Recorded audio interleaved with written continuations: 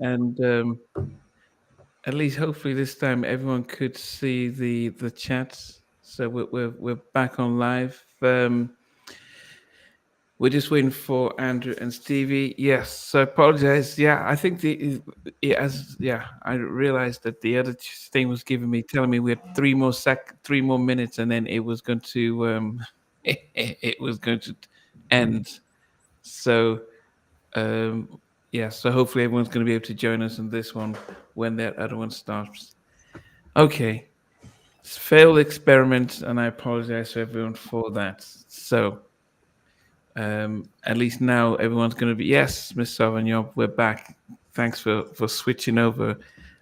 If you're in the UK, the BBC normally do this. They'll do something on BBC Two, and then they'll say, "Okay, we're going to switch you back to BBC One," like when they do Wimbledon and stuff like that.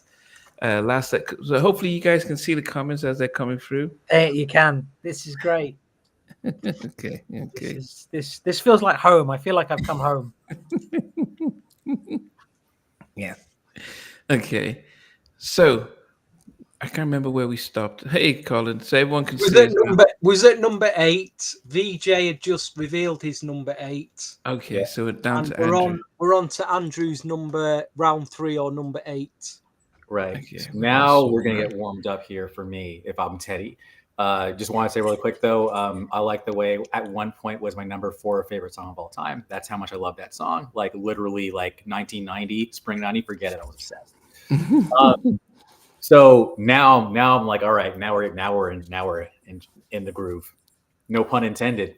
Now it's like Groove Me plays, and I'm like, see, like how many songs do you have like that, Face? Like this set the stage. Okay, this is me and my boys.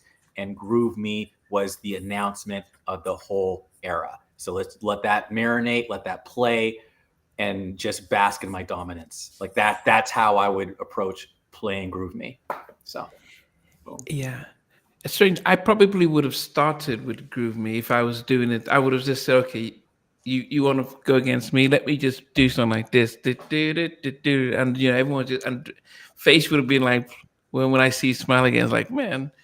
I think if you just that was an event when you hear people who were around at that time talking about what happened when Groove Me came out, it just felt like, oh, so we can be there's music for the fellas.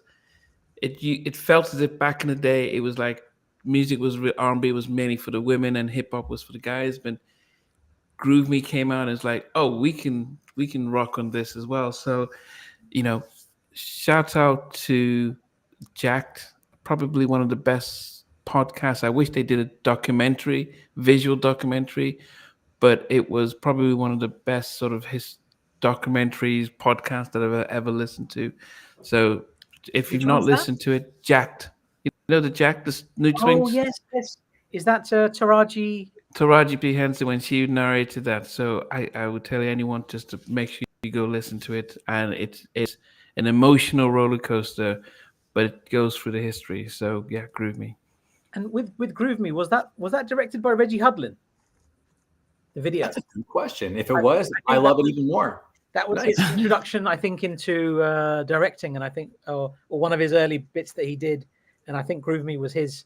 And the other thing, we may have mentioned it on the first podcast that we did with you, Namdi and Stevie, the one about when we spoke to Andre Harrell. Mm-hmm. He mentioned two records to us. He said that the most important single in his career was Groove Me. He said there's no single that had more of an impact. And the album that had the biggest impact in his career was Mary J. Blige's My Life. So Mary J. Blige, My Life, and Guy's Groove Me. So obviously Groove Me needs to be included in this. Brilliant choice there, man. Yes. Stevie. I vividly remember only having enough money at the time to either buy an album that had come out that week on import or maybe 2 12-inch singles. I remember, I think it was in January, it was snowing. It was just like there was snow everywhere. And I went to the record shop looking for, hopefully I wanted this record by the Wooten Brothers because I knew they put a new single out. and I gets to the shot, and he didn't have it. He'd not come in, and I thought, what am I going to do here? And I looked over to the racks, and there it was, looking at me. High Five, The Kissing Game, 12-inch picture cover. I thought, I've not got that yet. I'm going to buy that. So yeah, I agree with you, VJ. Number 8. I like the way The Kissing. I didn't have the album back then. I was buying the singles. I just couldn't afford too many albums. I had to be really careful about the albums that I bought, because it was like I needed to buy an album that I'd listened to all the way through. So I didn't buy that at the time. I got it years later, the first High Five album. And I think a lot of people bought that album because they couldn't get the single. The single didn't come out until a little bit later, and everybody was buying the album because of that song, which was interesting. Wow. I ended up buying the 12-inch first. I didn't buy the album, so I was grateful to get it on. But I thought to myself, I've just bought a 12-inch here that says LP version, instrumental, radio, and I thought I should be saving my money and buying the album. But it was such a good record. I need to go on with something. I've gone all the way in the snow on the train to the record store. I've got to go on with it. So, but yeah, it's flawless, that record, isn't it? And Stevie, don't get me started on instrumentals. When you start talking about instrumentals, that's my lane, man. Yeah. I can just take all the let's not go into Teddy's dubs as well on the Teddy's. Oh my god, and the percapellas, the dubs and the percapellas. Oh my god, Teddy, you madman. Okay, that was Stevie. Okay, so is it number 7? Number 7 we're on. Yeah, my number 7 is Kissing Game as well. I remember back in the time I was in Nigeria, and we used to get Casey Keller top 10, and already Just Can't Handle It was really massive in Nigeria. Mainly with the up-tempo acts. All the slow ballads weren't really big, but the up-tempo ones. And then when this came out, it just gave me that vibe of Shanice's I Like Your Smile. Wow. It had that happy stuff all summer long. So it just felt innocent, and it just felt just right. And when you contrast Just Can't Handle It, the kind of like I was only 16, she was 20. I was like, oh, okay, what's going on here? But Kissing Game just felt more like, okay, almost like Can We Talk? In that sense. So it was just an amazing track, and you can't imagine the same guy who did I Wanna, but you can imagine him doing Do Me Right, because it felt like when they were finishing the Future album with Dave Ware and the rest, they just went straight on and did a couple of these tracks because it had that type of vibe as well. So Kissing Game. The ending, the way it slow fades at the end, and you can still hear him talking in the. It's heart rendering. It's like you just don't want it to end, and it's just fading away. Oh no! Come back. Yeah. And the interesting combination about that particular song, that was the first time I'd seen the name Bernard Bell, and when I saw his name, I thought, who is this guy? Then he was also on the Guy album. And then I saw him on a few things, but I don't think Teddy did enough music with Bernard Bell. I think Teddy and Bernard Bell was the dream team. I don't think there was a better combo than Teddy and Bernard Bell. Oh, well, Timmy would have this. People would this way would think, what he did with Timmy might have been, if that was G.R. Gatling Riley, if that was. No, they're all great. But I think for me, production wise, Bernard Bell and Teddy they edged it. There was something. Remember the time as well. I mean, just there's something magical about Bernard Bell on keys and doing whatever magic he did. So, yeah, just a thought. Yeah, this is into my call. Imagine if Michael had signed Kissing Colin Game. just blew. I mean, I have like goosebumps, like they're Mount Everest right now. Just Colin, what have you done to us? Colin, what's wrong with you? Why are you coming out with these crazy ideas? The background vocals, the stacks of MJ on "I Like the Way." Forget it. Yeah, the one that would have been amazing. I mean, we're still upset that he didn't sing Joy. So yeah. Okay. Andrew, you should try and create that on AI. You should do it yourself. Check it out. We'll tell you how. That would be sick. Thank you, Colin. You're going to get a co-credit on that. Midjourney, Knight, and Colin. And by the way, also like, man, so much of this podcast is me biting my tongue. There's so much I want to say, but I'm just trying to like be like respectful of the time. But I'll get my chance. Trust me. Anyhow, No, I think it's Vijay. oh shit! Is it your turn? Oh, see, look at that. Oh, go Vijay. So my number 7 is by Blackstreet. By the way, I haven't had Blackstreet. Okay. none of the artists in my top 10 have appeared more than once. So I've tried to keep it as broad as I can. If I had to choose a Blackstreet track, it might be anything. There's like I can think of 20 songs that I'd rather put ahead of No Diggity. Maybe Hey Love, Keep It Real, the interlude. I'd put that ahead of it's that good. That's the best interlude ever. Maybe. But for me, number 7 is No Diggity. Big tune. We've already discussed it. The impact that this song had was just something else.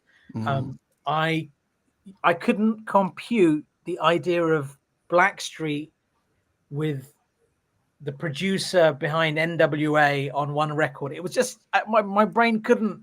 It just didn't make sense. But it made sense when you hear it. It's like, what a song!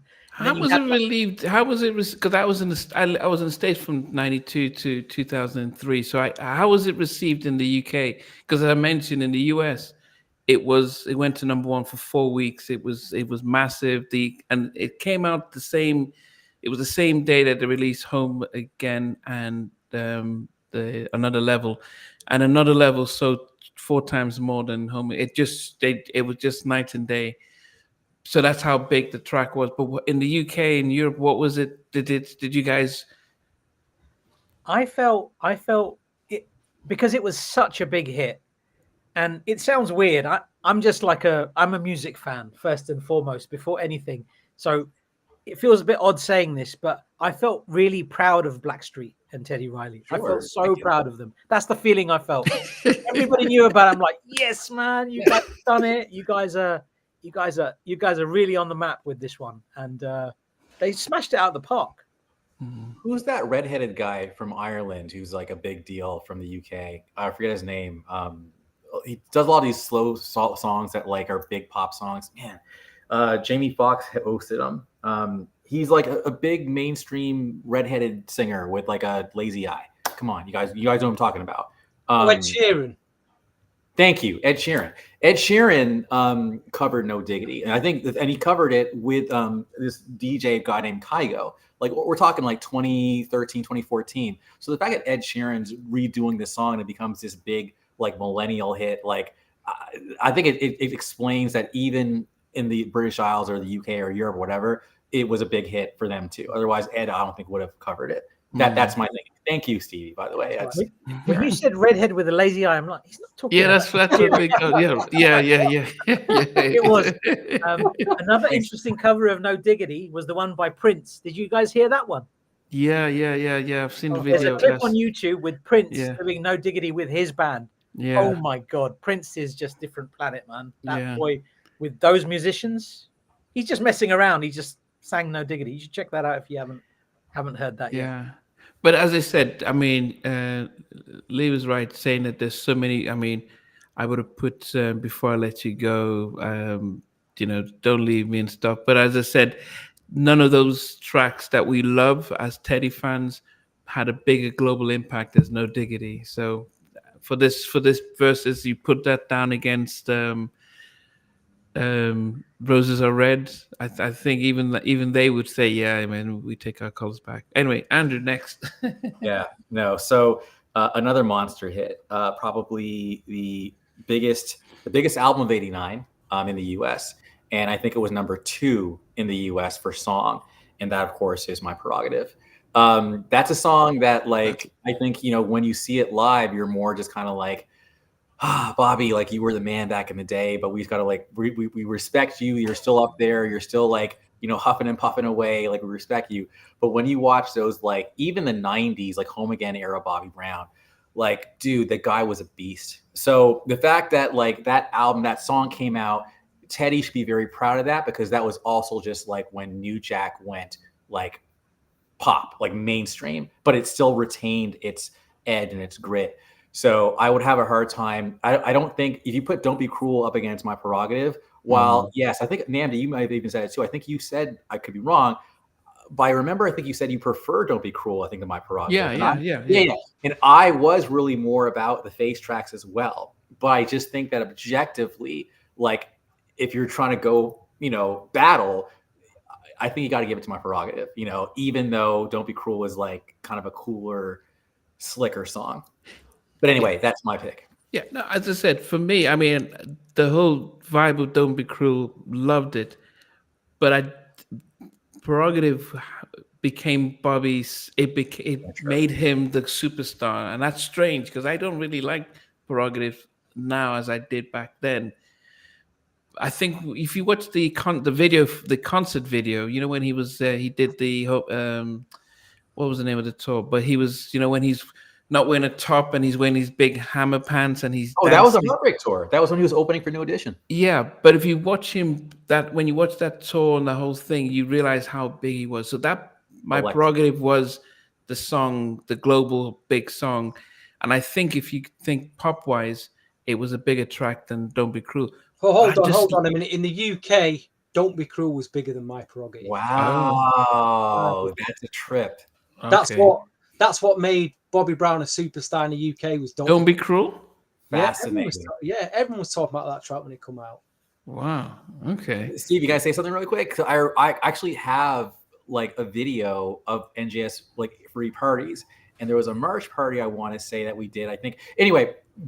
"Don't Be Cruel" was played, and the DJ turns down the music, and the whole crowd goes, "Oh, girl," And I was thinking to myself, in 2007, it still got that reaction. So to me, that lines up with everything you just said. That's cool. I love that. And wow.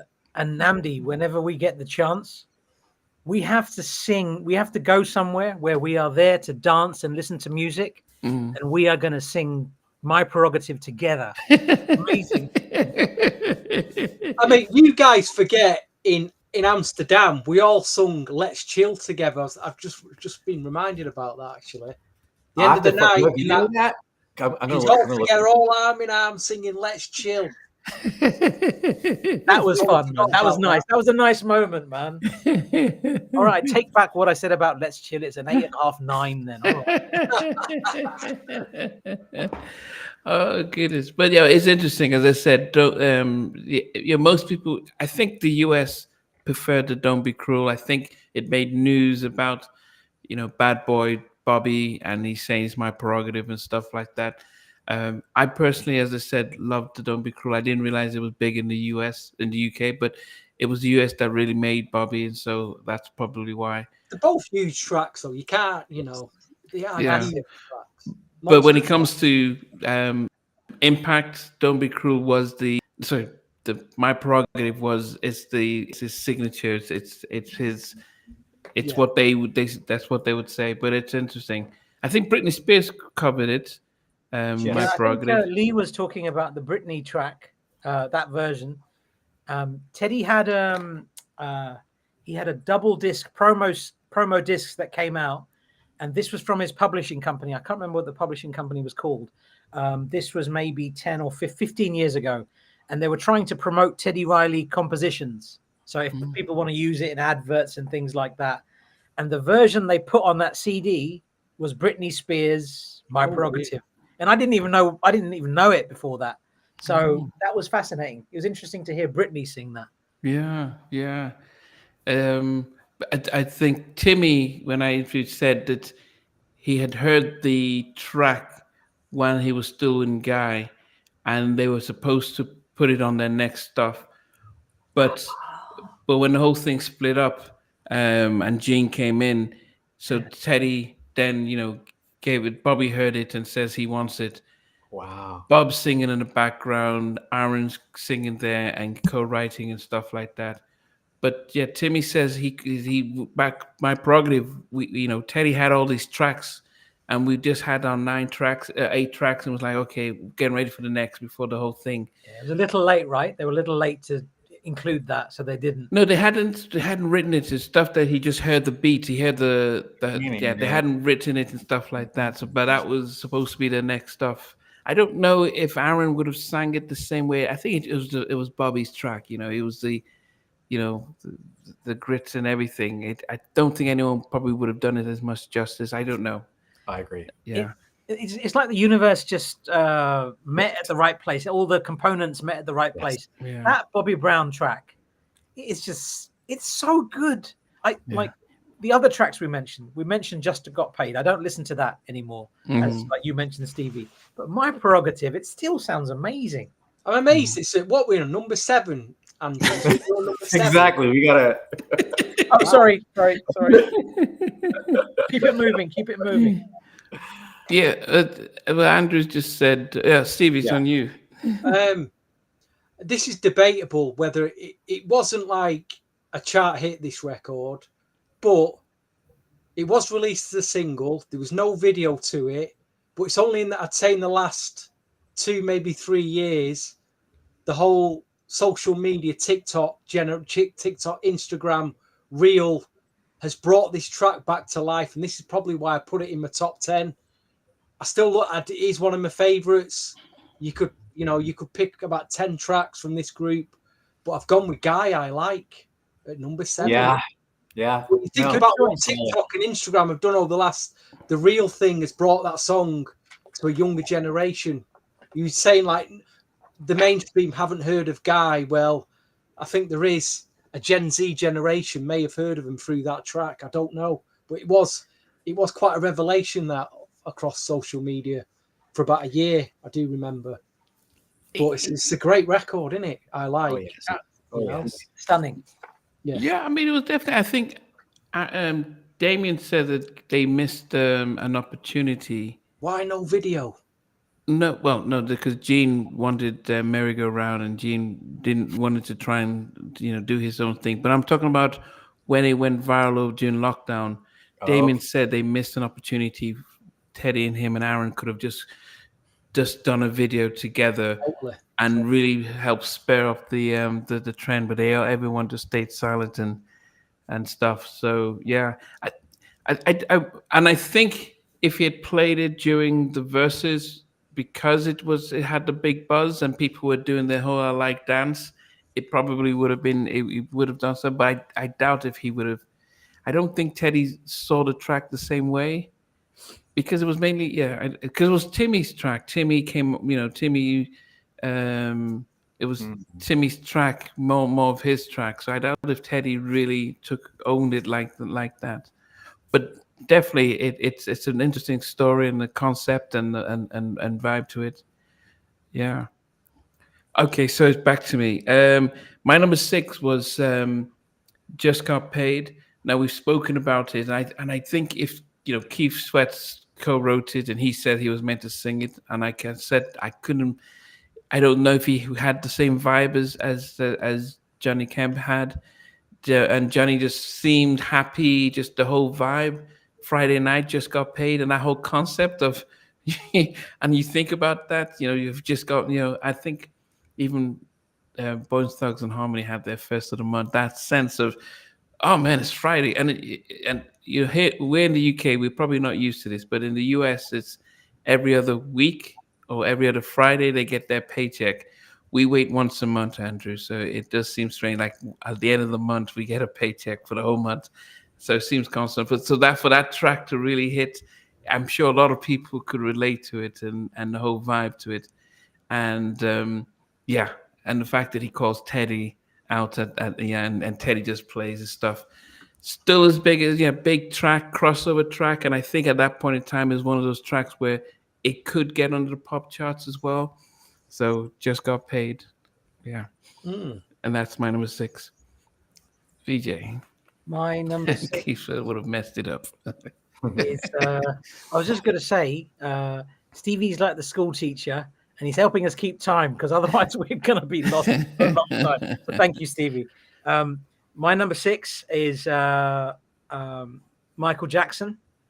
I probably would have gone with She Drives Me Wild if I had my own choice. I'm going to go with Remember the Time, because it is an absolutely perfect song. The melody, the instrumentation, every single version I've heard of it. Teddy apparently, he's done about 40. There were about 40 or 50 versions that Teddy had done, just messing around with it. So with slightly more bass, slightly more this, slightly more that, and Remember the Time is just perfection. I was very surprised when in the UK it only made it to number 2. Oh, wow. Which I found fascinating because that's a number 1 record all day, every day. And that was the killer combo for me. I think Teddy and Michael, that was the song. It was perfect. And Bernard Bell, I have to say that. Bernard Bell as well, yeah. Brilliant. Yeah. And lovely video. Yeah. Okay.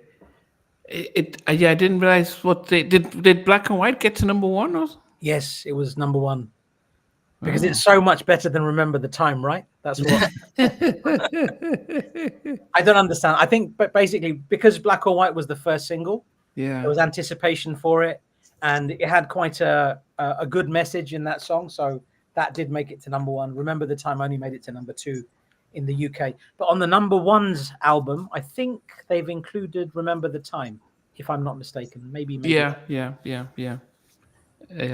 Okay. Andrew, what's for you? And so guys might be wondering, Andrew's going round by round, so he's not ranking them as in what he thinks is Teddy's best, but he's thinking if he was going round by round, these are the tracks he would have put. Yeah, exactly. So number 6 is actually, or the 5th one I would throw out there. I don't think Face has any 6th one. Oh, 6. Yeah, 6th ones in general. Yeah, 6th one. But I don't think Teddy has anything that has as much swagger as the song I'm about to pick. Oh, you mean Face? Did I say Teddy? I meant yes, Face. It did. I don't think Face has any songs that have much swagger as the one I'm going to pick. I think Face is always more of a softie, and I think this song just is unapologetic, Macalocious, Mac Daddy, testosterone all the way. It's cool, it's collected, it's calm and confident. And for me, at least in the States, it's Big Daddy Kane, I Get the Job Done. I think that beat hits, and then it's just like, like Kane's just on there, and then Teddy's like, I work, baby. That song is sick. So for me, it's just like I'm playing that, and Face is like, shit. So that was my pick. I got the job done. So with I Get the Job Done, I think that there's a lot of this song is all R&B. A lot of it's R&B, but on the Versus battle with Babyface, there wasn't enough hip hop. If you get into Teddy's hip hop, there's a lot there, man. A lot. Yeah. So there's a whole different world there. So, but when you're up against, say, Can We Talk and I Make Love to You and End of the Road, you really have to say, okay, you need heavy hitters that people, and that's why everyone was saying, Teddy, take him to the club. Take him to the club, because when people like going to the club. Yeah, we'll sing I Make Love to You, but when you're playing something that's like heavy and then streets, it's like you can't, you dance first before you slow dance. So, yeah, but yeah, I work. I think I probably was a bigger fan of. We Got Our Own Thing. No, the most Makumo D ones, like okay. I Get the Job Done. No, it's like Go to Work. I Go to Work. I Go to Work. I Go to Work, and also Death Blow. I love Death Blow. Oh, what a tune, man! I love Hitting with a Death Blow. Yeah, so yeah, Stevie, what's it for you? Number 6. I Get the Job Done was in my first drafted 10, and I left it out because I thought, in terms of like a big hit, it wasn't like a big worldwide hit. Yeah, was it? But then I go, neither was Guy I Like, but yeah, it got sacrificed that. But it was in my original drafted 10, but it's a great record. Number 6, I figured that Babyface is going to go ballad heavy. What ballads could you put up? Well, just above ballad range. What could you match Babyface with? And you can't argue with this one, Blackstreet Joy. So that's at my number 6. Again, I just think it's a timeless record, stood the test of times. It's a very special record, that. Yeah. It's stunning. And against any Babyface's songs, it's right up there for me. Yeah. I probably would always be, I think people love Joy. I just think you because ballads of Babyface's territory. I would just always stay away from. Yeah, even less chill. But yeah, but I think it's amazing how Joy became such an impact on a lot of people. Someone said Before I Let You Go, and that's the one that like was the big hit off that album, from what I remember. Here in the States, that because Omar Epps was in the video and everything. Yeah, like, it was always yeah. hit. But in yeah. the UK, guys, what was bigger? Before I Let You Go, Joy?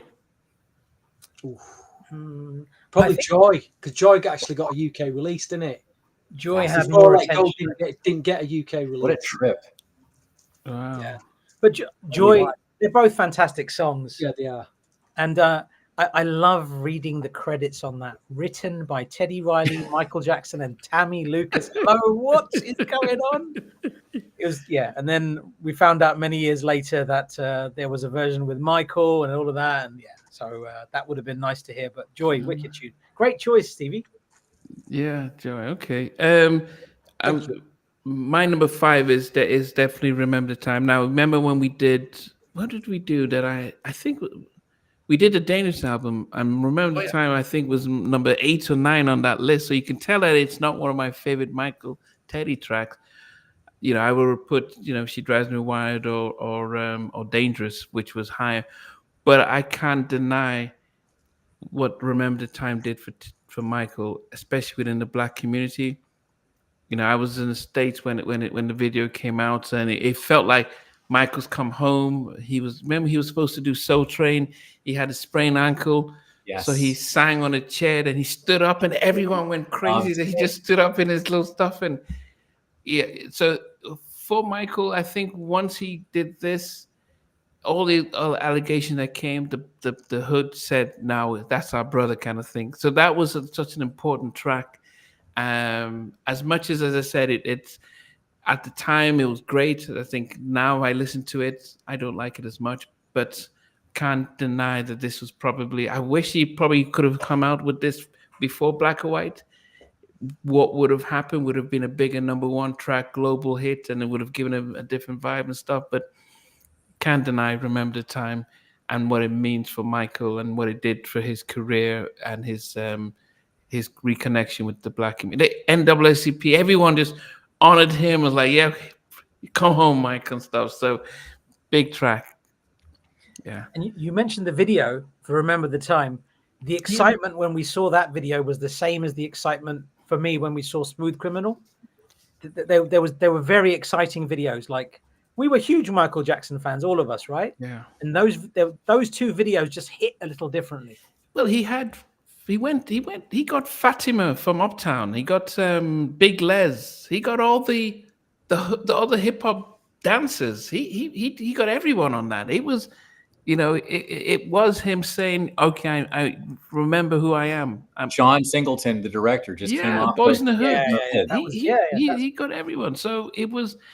I think it's probably one of his most important songs that he released that really, really changed how he was brought back in. Because I think after he did Bad, I think he lost a lot of cred, with the whole Bad. There was nothing, he was still globally big, but within this community, you always need your hometown to support you. So when it does, you can come back home. Yeah. Okay. Vijay, what was yours? What are we on? Number 5? Yes. Number 5. So for me, I picked Johnny Kemp's Just Got Paid. Okay. I don't listen to it anymore, but I do listen to the dub. But I think I should just mention one thing. The reason why we liked this song a lot more is that keyboard solo. Hello. How good is that? It's just it's so good, man. And so Teddy's signature keyboard solo in all its glory on that song, brilliant. The dub mix is fantastic. Slightly heightened keyboard solo on that, stunning. So that's my number 5. Okay, Andrew, what about you? I like the way. High five. And the one thing I wanted to say was the radio station that was big in San Francisco called KMEL. They had a remix of "I Like the Way" where they actually blended in "I Like" by Guys. That spoken like intro, will you hold me, will you kiss me, I like it. Like it's in that "I Like the Way," and it was just such an amazing mix. When I think of "I Like the Way," I think of rolling green hills. I think of cloudless blue skies. I think Tony's vocals were insane.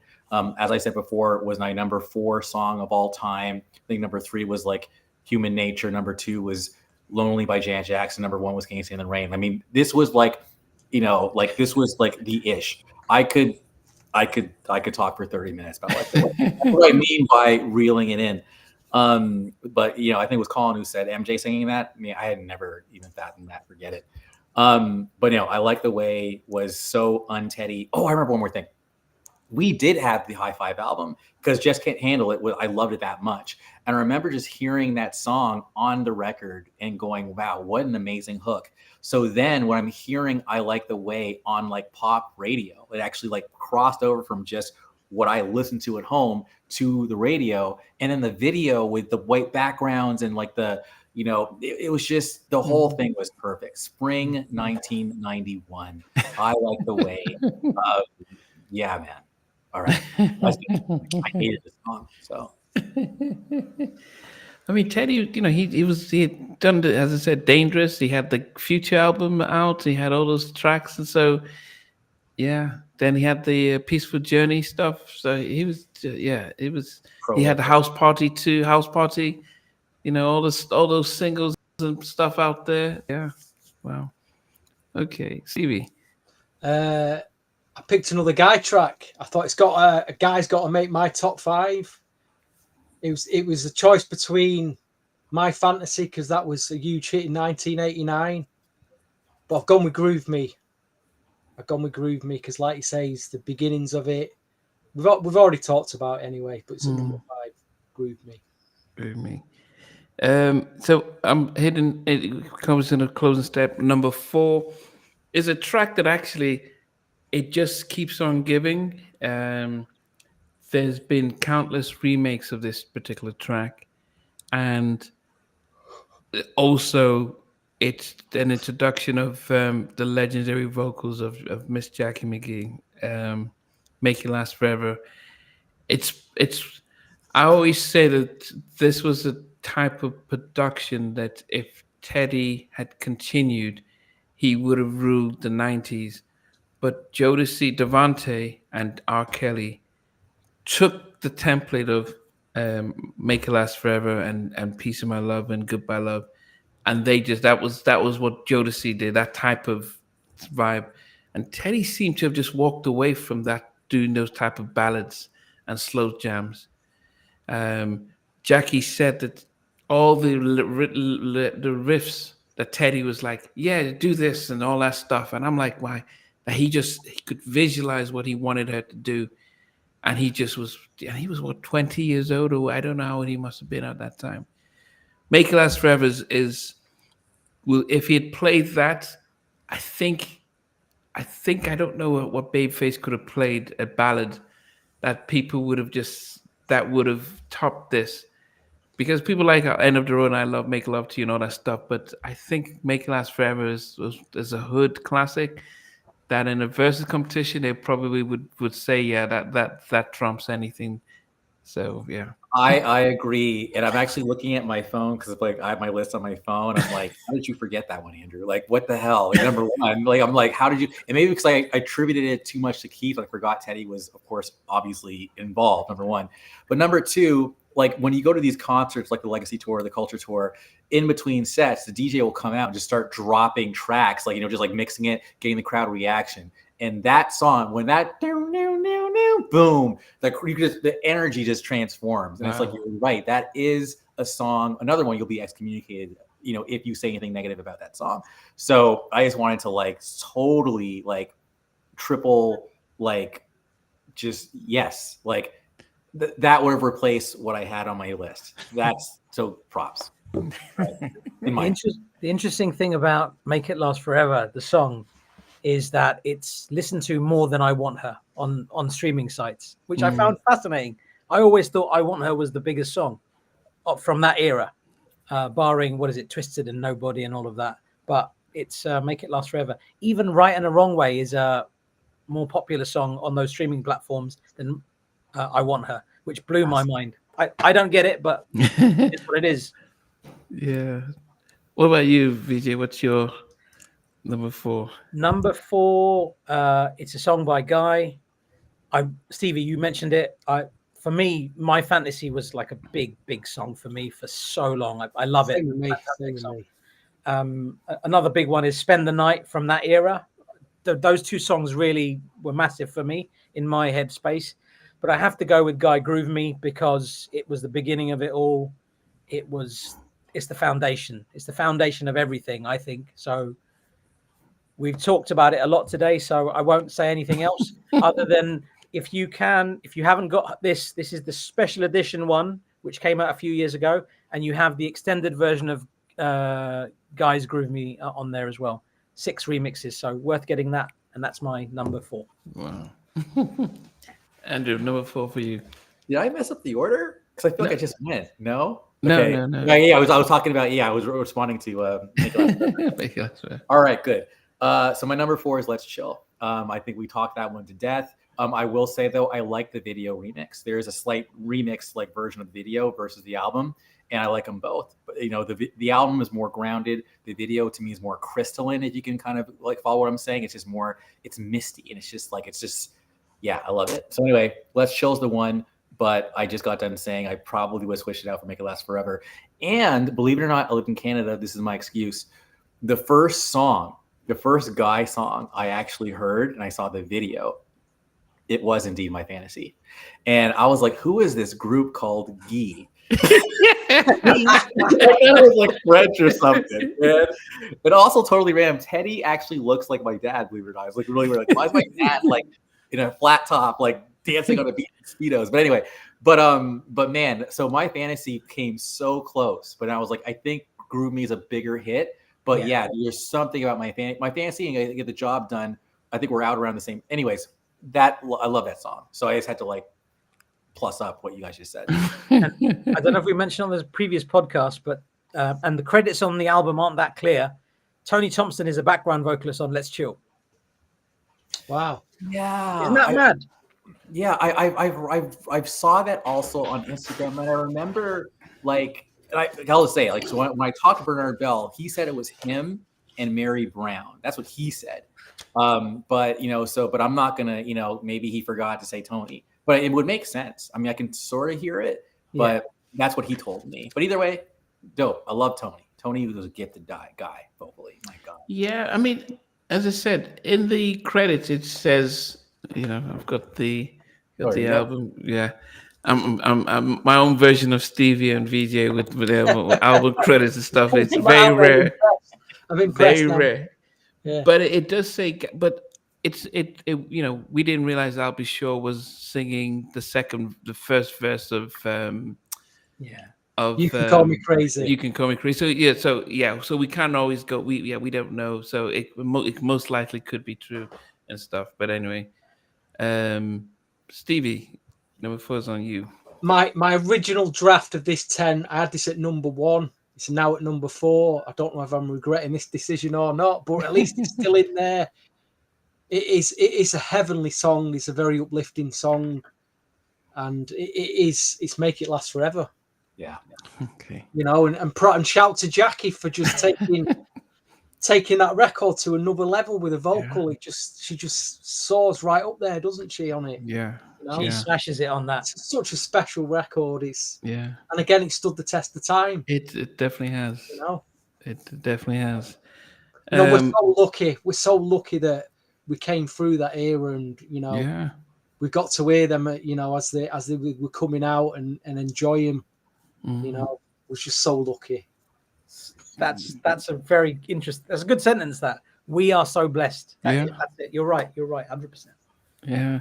My number 3, we've spoken about Groove Me. The whole vibe, the whole funkiness of it. It ain't over. just the whole video, the whole stuff. Yeah, it was. I think it was a surprise for me to see the video and see the album and not really understand what happened. I never knew. I never knew. Like, So it took me on the first album. Then I'm like, where? How come Damien looks different? So yeah, that whole thing. But yeah, it's a special song. It's just amazing song. So that's my number 3. Vijay, what's number 3 for you? Number 3 for me is it's a Keith Sweat song. I wanted to have Something Just Ain't Right because I love that song. I could listen to that all day Don't get long. me started. The intro, the But unfortunately, that's not on this list. So sorry for anybody that was getting excited. It's actually Keith Sweat's "I Want Her," and I think it showcases the sound very well. Teddy's sound very well. It's iconic. It's one of his biggest songs. And I was talking to somebody today, and they didn't know that Teddy was involved in it, and it blew their mind. And it blew my mind that they didn't know that Teddy was on it. So it was an interesting conversation. But I'll leave that at that. Keith Sweat, I Want Her at number 3. Andrew, my number 3 is a song we've already talked about many times, and it is Check Baby 1, 2, 3, 4, Check Baby Rump Shaker. So number 3, I think that I would be having a hard, not the video version. For me, it's that one. So that's the one I'd be playing, and just let it ride, and people nod their heads and shake and say, "You got anything like this, Face? Oh, okay, all right, cool. It's no crime. No crime to not have anything to match this. Yeah. Anyways. Yeah. Stevie. My top 3, the last 3 are probably Teddy's biggest 3 records of all time, and that doesn't include Tom Jones. I don't remember Tom Jones. I think Levi did the track with co-wrote and co-produced that one because I remember him. Yeah. I think he did 3 tracks on that album. Yeah, the lead and how to swing it. But as number 3, Blackstreet, No Diggity. We've talked enough about it tonight, but it's got to be at number 3. It's too big. Yeah. It's too big. That's a massive tune. Good choice. Yeah. So that's it. So going to my number 2, we've just said it. I Want Her, and as I said, it's I start off by talking about how Babyface reacted to it and Jimmy Jam reacted to it, but also the fact that this was one of those tracks that,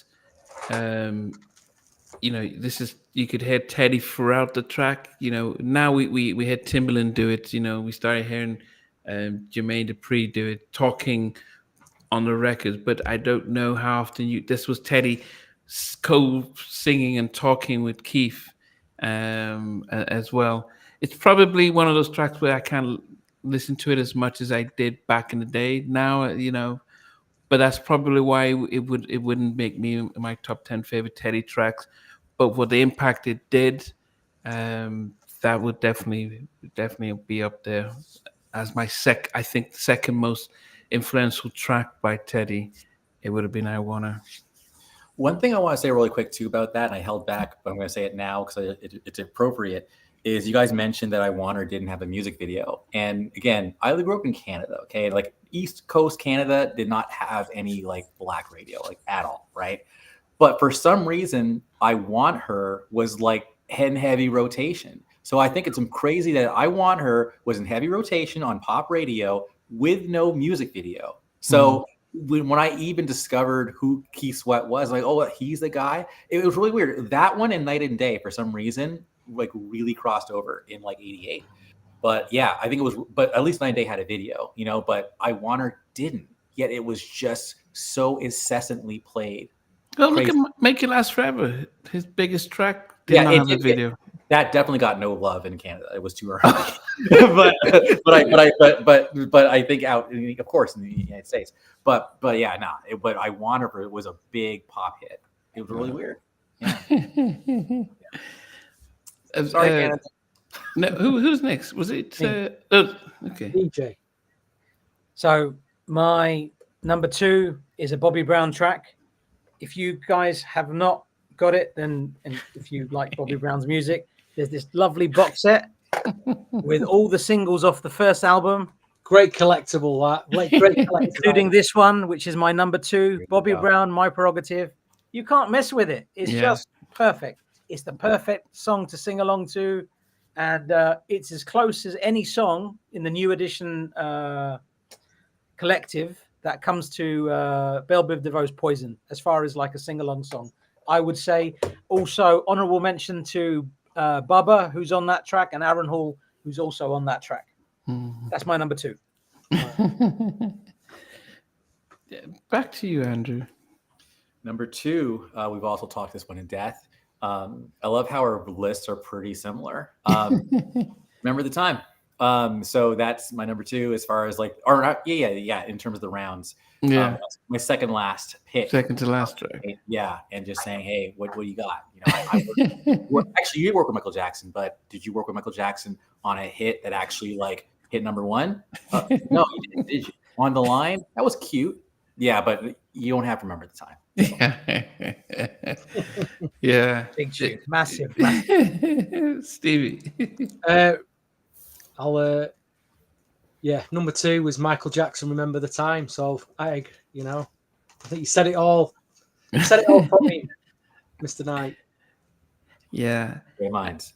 And yeah, for me then, if I go to my, number 1 track, and I'll just go through 10 to 2 first. the 10 tracks that I put in there. So I start off with Rump Shaker, Let's Chill, No Diggity, Kissing Game, Just Got Paid, Remember the Time, Make It Last Forever, Groove Me, I Wanna, and the track that sold 12 million albums and made this guy a superstar, and that's My Prerogative. It's in the Bobby Brown movie, if you saw that, he was like Teddy was still in the hood, and he was like, man, I like this track, and we record it, and then that the rest was history. Big track, big tune, legendary Bub and Aaron sitting backgrounds and stuff like that. And you're right, Ted. Yep. Herring Just Got Paid, and then and also with My Prerogative, having Teddy being mentioned in the stuff. I was like, he did that. And then in the Bobby album, when they did Two Can Play That Game, is it Two Can Play That Game where he had Teddy saying, Yep, Teddy. Yeah. So yeah. So Prerogative, I think that's That's a great number track. 1, man. It's a great number 1. Vijay, up to you. There are 4 songs that didn't make my top 10, which were Michael Jackson, Blood on the Dance Floor, Big Daddy Kane, I Go to Work, Albie Shaw featuring Slick Rick, If I'm Not Your Lover, and Cool Mo D, How You Like Me Now. So they didn't make my list. They were close. Heavy D and the Boys was number 10, Now That We Found Love. Rump Shaker, number 9. Number 8 was High Five, I Like the Way. 7, Blackstreet, No Diggity. 6 was Michael Jackson, Remember the Time. Johnny Kemp, Just Got Paid. Guy, Groove Me. I Want Her by Keith Sweat. Number 2 was My Prerogative. And I did say that I haven't repeated artists twice, but I have repeated an artist, and I've just realized it now. And this wasn't one of his big hits, but I was thinking about the Versus battle. And if Teddy was to come against Babyface, what can he come with which would just blow everybody out of the water, even if they didn't know this song? And that is Michael Jackson, Someone Put Your Hand Up. That's my number 1. I put it in there. And I just felt it would have a massive impact because it's just it's perfect. It's just magic, isn't it? That's my number 1. Wow. Okay. All right. Well, I was definitely trying to take people on a journey. Like I'm Teddy Riley. I'm a legend, and this is why. So let's start from the top. We got Just Got Paid. I Want Her. If you guys are figuring out, it was pretty chronological. Groove Me, My Prerogative, I Get the Job Done, I Like the Way, Let's Chill, Rump Shaker, Remember the Time. That's the only kind of switcheroo. But then number 1, I've already given you guys a hint, chronological. I'm going to finish it off with I Like the Way You Work It, because you got to bag up my trophy for winning this versus No Diggity, No Doubt. I got the clout. So makes sense. Yeah. So no diggity at number 1 then. I mean, again, the last song I would drop. I'm not ranking it. I'm just All right. putting it into like Yeah. how I would deploy I thought he was going to say, I like the way you work then. Oh, by Black. The other one, yeah. No, it was No Diggity. Okay. But that's the last one I would drop. But if I had to rank them personally, as far as what I chose out of my top 10, it would probably be, well, my personal favorite is I Like the Way. I forgot to mention, as far as honorable mentions, I'm surprised no one said anything like We Got Our Own Thing, Heavy D. Like that's the one that was on my periphery. You know, that was like I didn't put it in there, but it was like me personally. I think it's a good Teddy track. It's just like, yeah. Can I share something about that song? On the other list with collective list, We Got Our Own Thing made it to number 11 out of 20, out of 96. Oh, okay. Well, that's high. That's awesome. It's really high. We Got Our Own Thing was really high. Yeah, big track. Yeah, there's something wrong with the chats, guys. Because I've just been checking on my phone, and there's been more. I don't know why it just stopped after 11. Yeah. Yeah. So that's why I was just so apologize that we haven't been able to see the rest of your comments since the last comment we had was. This was the last comment we had, and it's other comments have come through. So apologize. I'm not sure what is going on with that. But yes. So you've got yours, Stevie. What about yours? There was 3 records that made my initial draft, but I had to leave them out probably because I didn't feel hit-wise they were big enough, even though they are my favourites. Bubba, I Like Your Style, which I think is one of his best productions in terms of just a musical production. Surprisingly, New Kids on the Block, Never Let You Go, was in my original draft. A big sleeper track there. And the other one was that Big Daddy Kane track. But number 10 was Rump Shaker. Then it was I Want Her. Then it was I Like the Way the Kissing Game. Then it was Guy I Like. Then it was Joy. Then it was Groove Me. Then it was Make It Last Forever. Then it was No Diggity. Then it was Remember the Time. I just think number 1, it's Teddy's all-time biggest track is Bobby Brown, My Prerogative. There you go. I think that's the biggest thing he's ever done. Yeah. Yep. It's hard to, it's hard to debate that one, isn't it? I just think that's it. Yeah. It's just we said enough. I mean, we've said enough about Bobby Brown over the last 40 podcasts. So I'll stop there. I mean, some of the I didn't really. Some of the tracks that I missed out was We Got Our Own Thing, Wild Wild West, the show. Because when he played that, face was like, "How old were you when you did the show?" So it for nostalgia. Before I let you go, the thing about the show was there's no credits for him on that record. I didn't say any. My record doesn't say anything with Teddy Riley in it. Yeah. But you know, he didn't. The idea for the sounds because the producer, Dougie Fresh, came and asked him, "What should I do? Do you have any ideas for a song?" He said, "I think you should do this, this, and this." Explain the song, and I think they went away and did that song. Okay. Teddy was at school; he wasn't allowed to go, something like that, and they recorded that.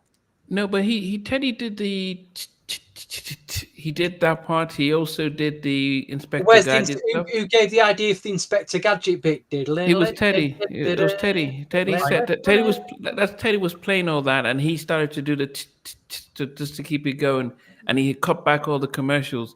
Why didn't credit him then? I just don't understand it. Because he didn't know he didn't get credit for Prerogative. He only started getting his credit when he did Come Up D.